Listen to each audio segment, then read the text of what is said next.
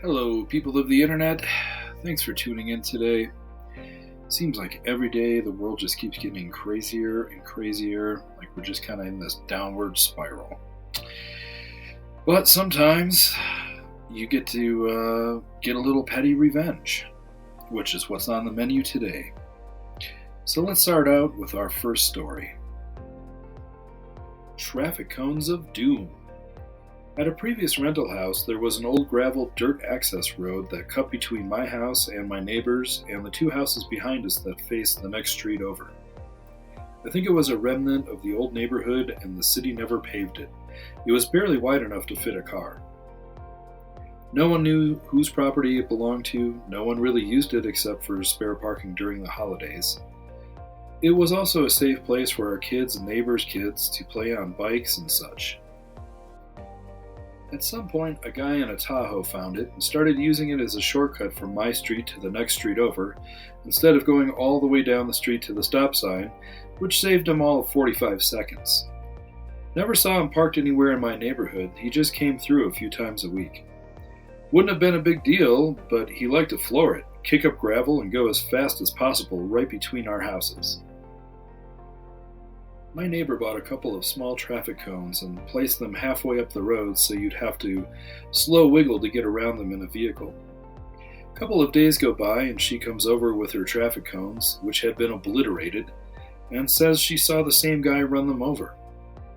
I go out and buy a couple of more cones, maybe 18 inches tall, and an 80-pound bag of concrete. Flip them over, stopped up to the tops of the cones with duct tape, and filled them to the brim with concrete. Once they dried, I put the two 40-pound cones in the same place as my neighbor had hers, and let the neighbors know what was up.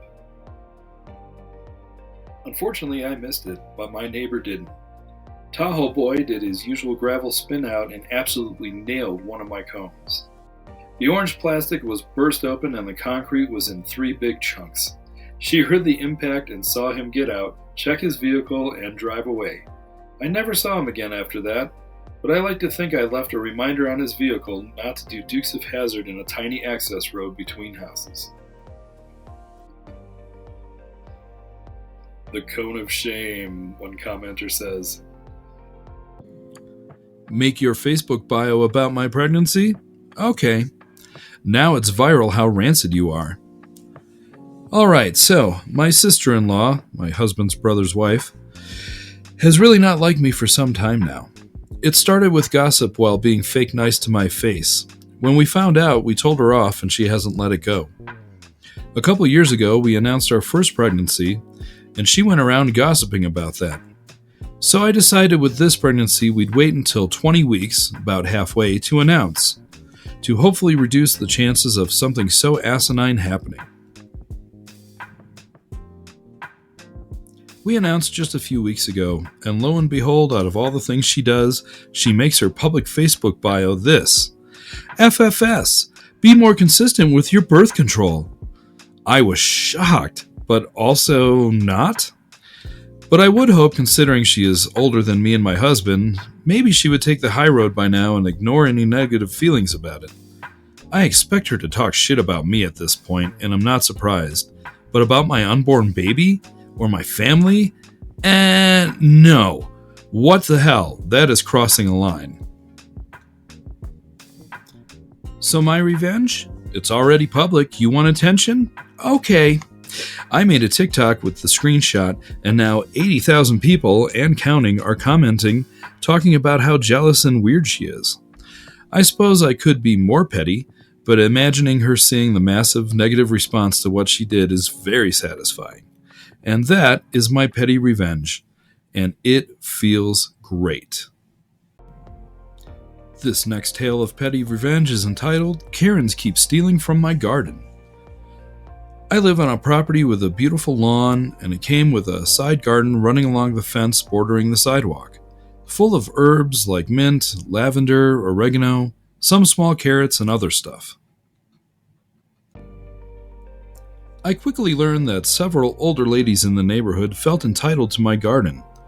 They were reaching through the fence post all the way up to their shoulders, going as far as their arm could reach, grabbing what they could to fill their plastic bags. They would wait till someone was out of the house or early in the morning to make their grab and run, so they were well aware they were in the wrong. Just knowing they were doing this whenever we were out of the house made my skin crawl. So, I ripped out the garden. Less work for me now. It honestly became too much work and messy to have, but it wasn't a big deal and there was plenty of it to go around. I hate gardening, so it was a relief to get rid of. I also didn't like that the garden had become an invitation for thieving grannies to intrude on my property. I was planning on removing the garden eventually, but was not in a rush and didn't care enough. They just accelerated my plans to get rid of it all, fueling me with spite. If only they had asked and introduced themselves, I probably would have kept it a little longer. Edit number 1. For the people getting mad at me for removing the garden, first, I do not like to garden, and second, I do not like this garden. It was, in all honesty, a shitty garden. It was poorly planned, jumbled together, messy with weeds everywhere, and even when cleaned up, it still looked like horseshit. I have a black thumb, so I couldn't have fixed it even if I tried. The garden had to go eventually. I just didn't care and wasn't in a rush until I learned they were staking out my property to trespass and taking things from it when I wasn't home.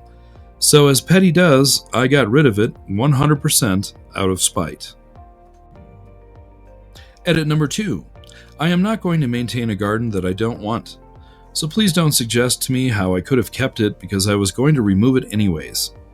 Electric or barbed fences are not permitted where I live, so don't suggest that either, and this includes chicken wire. I would have let them take all the plants home, roots and all, had they asked, but since they didn't, and I am petty, no plants for anybody. Edit number 3. Stop suggesting I plant poison ivy or poison oak or netties. I want to be able to roll around my yard with my dog and enjoy it without a care. Edit number 4. People accusing me of depriving poor old people of food. I live in a well-to-do area, and the only depriving I'm doing is boomers who feel entitled to trespass on my property. No kidding, man. I'm sure they have enough money to go get a couple cans of green beans from the store. They don't need to be stealing your food. This was a shitty garden of just herbs and some carrots that were the size of my pinky toe. Nobody is being deprived of any real food to speak of. For whatever reason, they just felt entitled to it.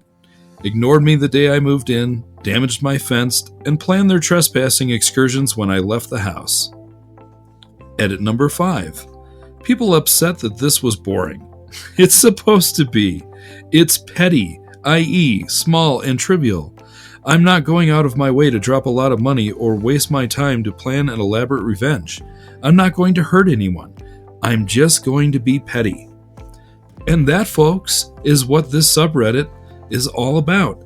If you want to see like nuclear revenge where people go way over the top and the stuff like that, you want to look in like nuclear revenge or something like that, or pro revenge, this is petty revenge, where people are just petty.